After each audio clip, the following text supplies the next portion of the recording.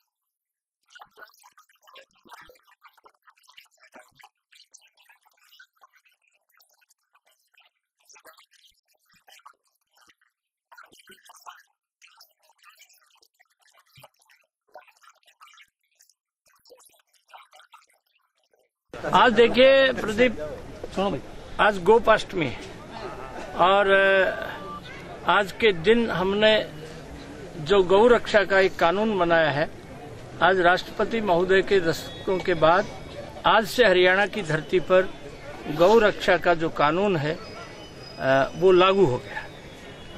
जो हमने संकल्प किया था अपने मैनिफेस्टो में कि गाय की रक्षा के लिए कानून बनाएंगे, आज हरियाणा राज्य पहला ऐसा राज्य है जिसमें गौ की रक्षा के लिए सबसे सख्त कानून 10 साल की सजा और 1 लाख रुपया जुर्माना, वो आज हरियाणा की धरती पर कृष्ण कन्हैया ने गाय की पूजा की थी कभी, और वो गोपाष्टमी में आज से हमने लागू कर दिया। और कुरुक्षेत्र में क्यों आऊँ, यहाँ पर करोड़ों यादवों का वध हुआ, तो इसको लेके क्या कहेंगे? गीता पर उन्होंने जो बयान दिया, नहीं गीता समझ में आए नहीं आए, राव नरवीर तो मेरे बहुत वरिष्ठ साथी हैं, मंत्रिमंडल में हैं, परंतु गीता को समझने में कठिनाई हो सकती है, पर गीता के उन्होंने विरोध नहीं किया।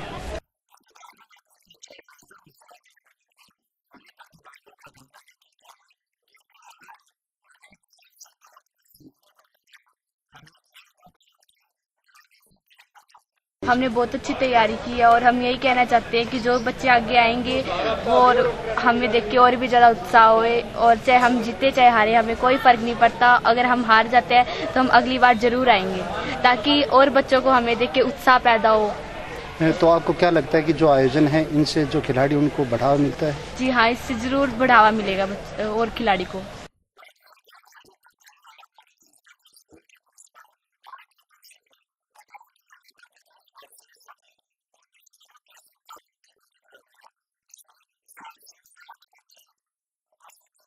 पचासवां आयोजन है राज्य स्तरीय, और इसमें 760 खिलाड़ी हैं वो भाग लेंगे।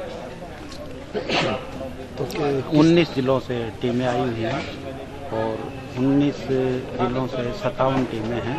अंडर 17 बॉय वॉलीबॉल और under 14 boys and girls baseball. जैसे यहाँ पर कुछ एक मांगे भी रखी गई थी शिक्षा मंत्री के। हाँ, मंत्री महोदय के सामने जब 27 अक्टूबर को राज्य स्तरीय खो खो और वुशु की प्रतियोगिताएं हुई, उस समय भी शिक्षा मंत्री महोदय मुख्य अतिथि के रूप में मौजूद थे। हमारा सौभाग्य है, और उस समय हमने जो मांगे रखी थी हमारे विद्यार्थियों की संख्या के हिसाब से, तो उसमें हमने मांगे रखी थी कि 14 नए कक्षाओं का निर्माण किया जाए, कक्षों का, और उसके साथ ही 4 लैब, 4 दीवारी, जितने भी मांगे थी वो हमारे पास उसका पत्र आ चुका है, मंत्री महोदय द्वारा वो स्वीकृत की जा चुकी हैं। और आज भी कुछ मांगे हमारे जो DPPTIs हैं उनकी तरफ से रखी गई थी कि जो दैनिक भत्ता है वो 125 रुपये हमें मिलता है, ये काफ़ी कम है, तो इसको बढ़ाया जाए। तो मंत्री महोदय ने मौके पर ही उसको 300 रुपये कर दिया है, और डिस्ट्रिक्ट लेवल पर जो टीमें फर्स्ट आती हैं उनको पुरस्कार, नगद पुरस्कार की कोई राशि नहीं दी जाती थी। आज वो भी मांग रखी गई। तो मांग में तो 2100 रुपये मांग रखी गई थी फर्स्ट टीम के लिए, लेकिन हमारा सौभाग्य है कि मंत्री महोदय ने फर्स्ट टीम के लिए 3100, सेकंड के लिए 1500 और थर्ड टीम जो आएगी उसको 1100 रुपये डिस्ट्रिक्ट लेवल की ये इनाम घोषित किए।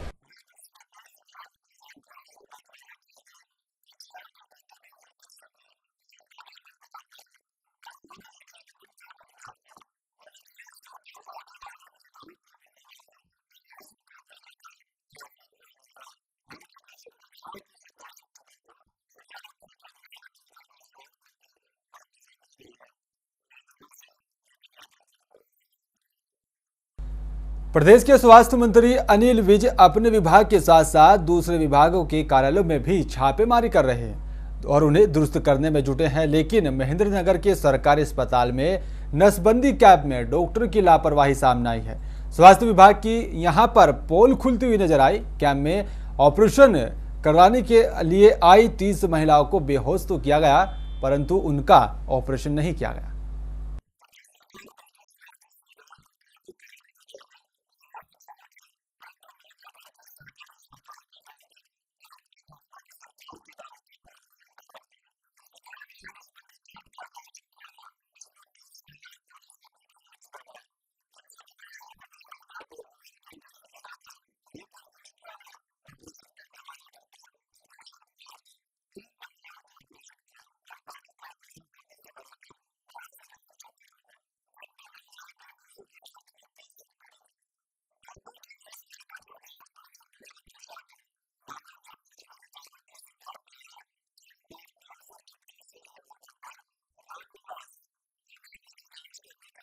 अच्छा, कब आए थे? हम सुबह आए। अच्छा अच्छा। एक बार बीच में डॉक्टर आया, फिर वापिस चले गए मिला नहीं। अच्छा, फिर फोन फान करके बुलाया सी, जब ही आया सी तो नहीं बैठे यात्रा टूट गए। अच्छा, यहाँ पर इनको इंजेक्शन दे दिया गया, लेकिन हाँ, इंजेक्शन लगा दिया था तिया पे सारियाँ को। 30 जनी थी, 30 लगा दिया था। फिर ये डॉक्टर भाग गए ना, बोले कोई स्टाफ को नहीं है। फिर हमने बुलाया से फोन करके नहीं तो नाट बोले घर न जाओ। फिर न फोन फान करके जब बुलाया सी, जब ही आया सी, जब परेशान कर रहे सी।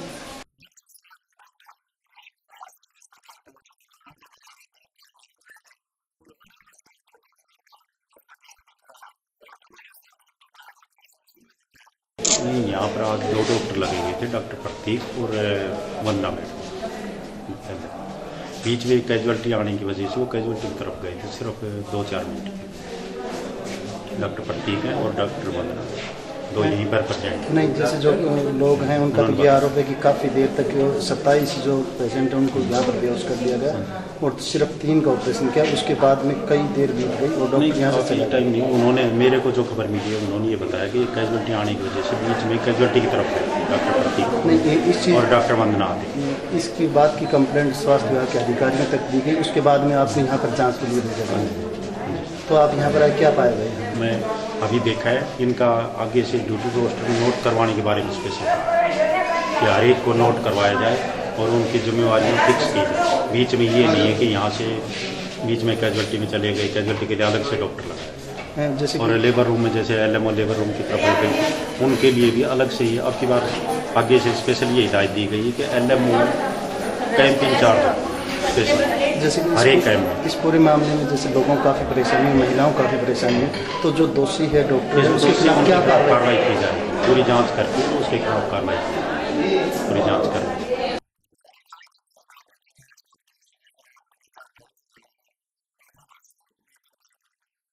महाराष्ट्र सरकार ने शिवसेना के संस्थापक बाल साहेब ठाकरे का स्मारक बनाने का फैसला किया है। इसकी घोषणा राज्य के मुख्यमंत्री देवेंद्र फडणवीस ने मंगलवार को बाल साहेब की पुण्यतिथि पर की और इस अवसर पर शिवसेना प्रमुख उद्धव ठाकरे भी मौजूद रहे। मुख्यमंत्री ने कहा कि बाल साहेब का स्मारक दादर की शिवाजी पार्क स्थित मुंबई के महापौर के आवास में बनाया जाएगा।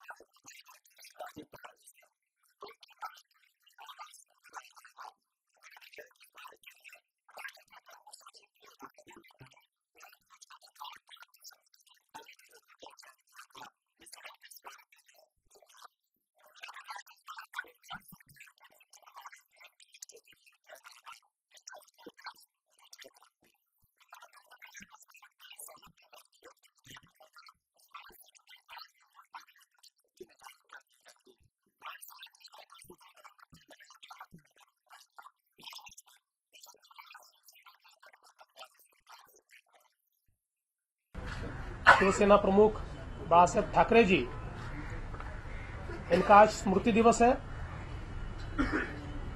उनकी स्मृति को अभिवादन करते हुए राज्य सरकार ने निर्णय लिया है कि आदरणीय बाळा साहेब जी का एक उचित और भव्य स्मारक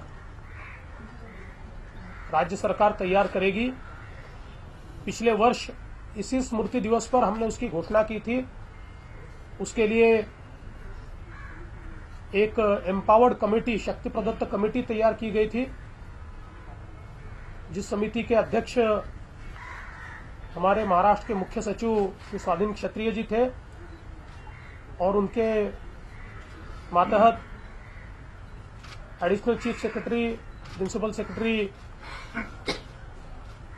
अर्बन डेवलपमेंट, प्रिंसिपल सेक्रेटरी दूसरे अर्बन डेवलपमेंट के, मुंबई महानगर पालिका के आयुक्त, साथ ही में जो कोकण संभाग है उसके आयुक्त, मुंबई के पुलिस कमिश्नर, ऐसी एक एम्पावर्ड कमेटी की गई थी। इस कमेटी ने 8 जगह इसके लिए निर्धारित की। उसके बाद एक बड़ी प्रोसेस के बाद और कंसल्टेशन के बाद अंत में यह निर्णय लिया गया कि इस महापौर बंगले में, जो दादर के शिवाजी पार्क इलाके में आता है, वहां पर आदरणीय बाळा साहब जी का स्मारक तैयार किया जाएगा।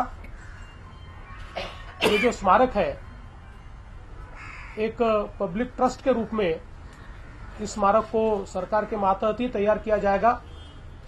जिस प्रकार से पिछले समय हमारे पहले मुख्यमंत्री आदरणीय यशवंतराव चौहान जी का एक स्मारक तैयार किया गया है, उसी तर्ज पर यह स्मारक भी तैयार किया जाएगा। इसकी अगुवाई माननीय उद्धव जी ठाकरे करेंगे। इस कमेटी में सरकार के अधिकारी भी होंगे और एक उचित स्मारक जिसके माध्यम से आदरणीय बाळा साहब जी ने इस महाराष्ट्र में और इस देश में जो कार्य खड़ा किया और जो विचार उन्होंने स्वाभिमान के जनता के सामने लाए, उन विचारों को प्रतिपादित करने वाला एक स्मारक यहां पर हम लोग तैयार करेंगे। रेवाड़ी दिल्ली रेल मार्ग पर झज्जर बाईपास फाटक के पास ट्रेन की चपेट में आने से एक युवक युवती की मौत हो गई। पुलिस जांच में जुटी है और पुलिस इसे प्रेम प्रसंग का मामला मानकर चल रही है।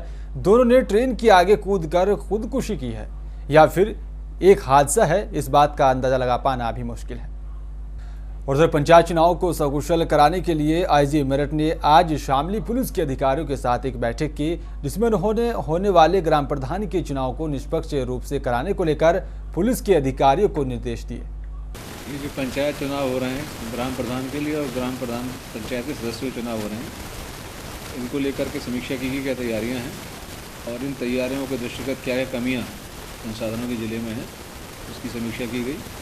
और इसके अतिरिक्त शांतिपूर्ण चुनाव कराने के लिए जो व्यवस्थाएं की जानी है उनकी समीक्षा में पाया गया कि अभी 107-16 इस चुनाव के दृष्टिगत होनी है, इसमें तेज़ी लानी पड़ेगी, क्योंकि बहुत सारे प्रत्याशी जो नए इस चुनाव में आए उनको देखते हुए संवेदनशीलता बढ़ी है और जो शांति भंग होने का अंदेशा है कई मामलों में बढ़ा है। तो उसके लिए जोर दिया गया कि आने वाले 3-4 दिनों के अंदर ही जो लोग शांति भंग कर सकते हैं उनको पाबंद करा लिया जाए।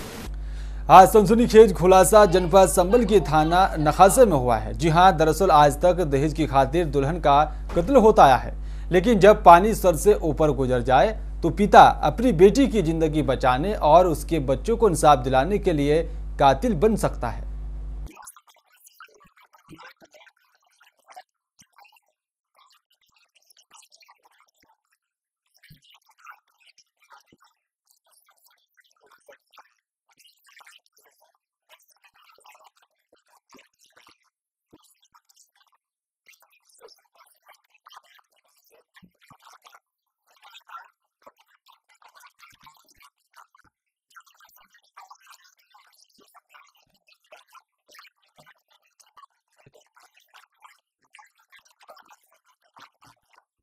ऐसा है कि चंदावली गांव में एक अज्ञात लाश मिली थी और ये थाना नखासा क्षेत्र में, उसमें ये 7/8 नवंबर की रात्रि में। वो लाश की शनाख्त बाद में एक विनोद पुत्र होराम निवासी थाना पाली, थाना नखासा के रूप में हुई है। वो जो विनोद है, इसके ससुर ने, नरसी नाम है उसका, उसने अपनी परिवार की प्रॉपर्टी, मतलब अपने जो इसके नाम जो प्रॉपर्टी थी उसको बचाने के और लिए, और अपनी बेटी के भविष्य को बचाने के लिए अपने भांजे बब्बू के माध्यम से हत्या कराई।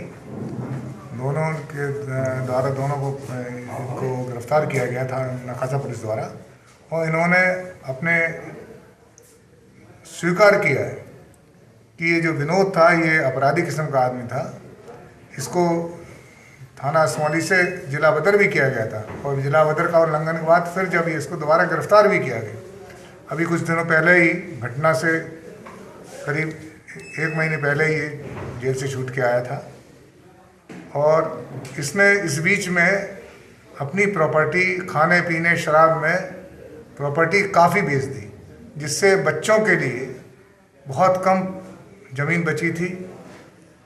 तो जब उस लड़की अपने मायके में रहने लगी, लड़की ने बताया कि अपने पिता को कि सारी संपत्ति बेच देगा, हम लोग भूखे मर जाएंगे, बच्चे भूखे मर जाएंगे।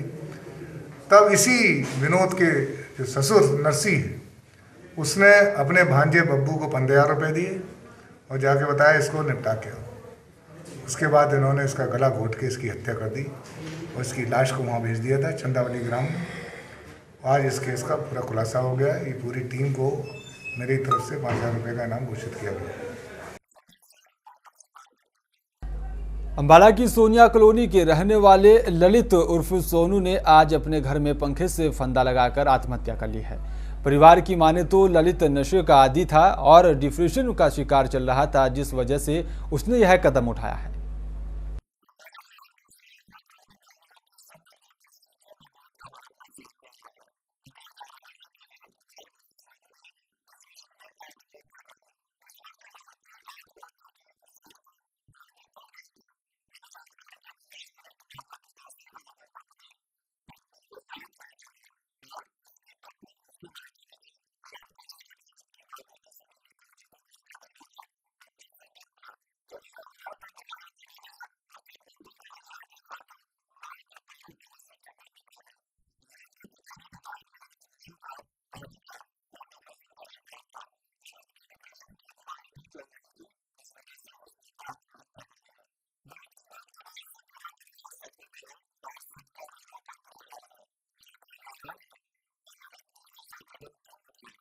सुरेंद्रपाल, लड़के का क्या? ललित कुमार।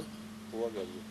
वो बस शराब शुरू पीता था, दिमागी हालत से ना बस टेंशन रहती थी उसको। उसका इलाज भी कई जगह करा रहे थे हम, तो टेंशन ज़्यादा हो गई थी उसके। लड़ाई झगड़ा कोई केस नहीं है ना, आपस में कोई झगड़ा कोई लड़ाई नहीं है जी। आत्महत्या जो की है कैसे की है? वो अपना पर्दा सा गले में डाल के पक्के के कुंडे से लटक कर, तो नीचे सिलेंडर और कूलर पड़ा हुआ था, पीछे खींच दिया, मतलब घर में कोई नहीं था।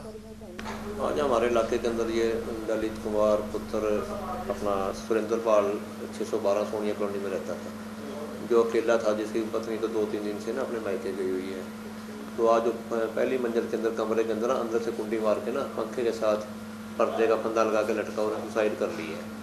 जिसके फादर से पूछताछ पे ये आया कि वो दिमागी तौर पर परेशान था और शराब पीने का आदी था, जो अपना दिमाग का इलाज वगैरह भी कर रहा था। हो सकता है दिमागी परेशानी के अंदर शराब ज़्यादा पीने के कारण वहाँ मौके पर दारू की शराब की बोतल भी थी रात को, नशा शराब के अंदर सुसाइड कर लिया। बाकी कार्रवाई पोस्टमार्टम करवाया जा रहा है, उसका सिविल अस्पताल में डेड बॉडी पहुँचवा दी है, वहाँ कार्रवाई चल रही है।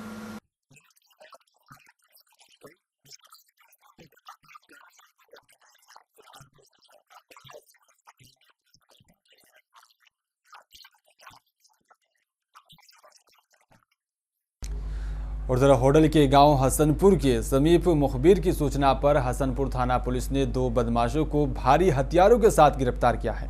पुलिस ने इन बदमाशों से 1 राइफल, 3 देसी कट्टे और 60 कारतूस बरामद किए हैं। पुलिस ने जिस आल्टो गाड़ी से यह हथियारों को ले जा रहे थे, वह आल्टो भी बरामद कर ली है।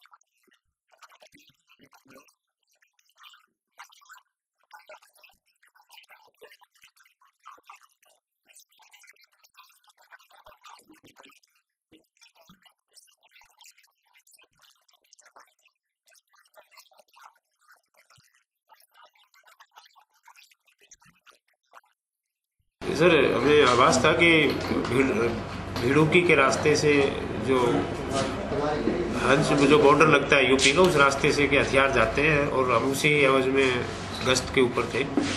हमें आभास था कि हो सकता है यहाँ पे, तो उससे अचानक ये गाड़ी आई और जब हम खड़े थे उसको देख करके इन्होंने एकदम से स्पीड बढ़ा के भगाने की कोशिश की है, तो पीछा किया और आगे भागते भागते रोड को इन्होंने छोड़ दिया और गांव में गाड़ी को उन्होंने, भैंडोली गांव पड़ता है भिड़ुकी से कोई 3 किलोमीटर आगे, तो हमने इसका पीछा किया। तो गांव की गलियों से स्पीड से गाड़ी जाते हुए लोगों ने हमें काफ़ी सहयोग दिया, गांव ग्रामीणों ने, और इसका पीछा करते हुए गाड़ी जाकर के एक अनजान खेतों के रास्ते में आगे चलेगी और एक के खेत के पास जाकर के इनको हमने काबू कर लिया। दोनों तरफ से हमारी पीसीआर थी और दोनों गाड़ियों ने इसको घेर करके वहीं पकड़ लिया। तो सर इनके पास से क्या बरामद हुआ, कितने कारतूस, कितने हथियार बरामद हुए? इनके पास लगभग 60 के आसपास 50 लाइव के आसपास लाइव राउंड है और 10 खाली है। टोटल 60 के लगभग इनके कारतूस ये मिले हैं और 4 इनके पास से हथियार मिले हैं। 3 कट्टे हैं और एक बड़ा इसमें राइफल टाइप का बड़ा हथियार है। तो सर आपने कोई पूछताछ की इन हथियारों का, क्या करते हैं? हथियार तो ये ऐसा था, ये जो नाम लड़का जयसिंह है, इसके गोली लगी हुई है। ये कहता है कि मेरी एक गिरिराज नाम करके गुजर है गुड़गांव में, उससे मेरी दुश्मनी चल रही है। उस रंजिश के तहत मैं ये सारे अपना डिफेंड, उसके लिए मैं सब कुछ ये इकट्ठा कर रहा था और मेरे रिश्तेदारों को उससे भय था, इसलिए मैं ये ले रहा हूँ। वारदात में हो सकते हैं जैसे भी था। तो सर इन लोगों के खिलाफ कौन कौन सी धाराओं में मामला दर्ज किया? इनमें आर्म्स एक्ट का ही किया जी। इसमें फिलहाल प्रादेशिक खबरों में मेरे साथ सिर्फ इतना ही। आप देखते रहिए लाइव एक्सप्रेस। नमस्कार।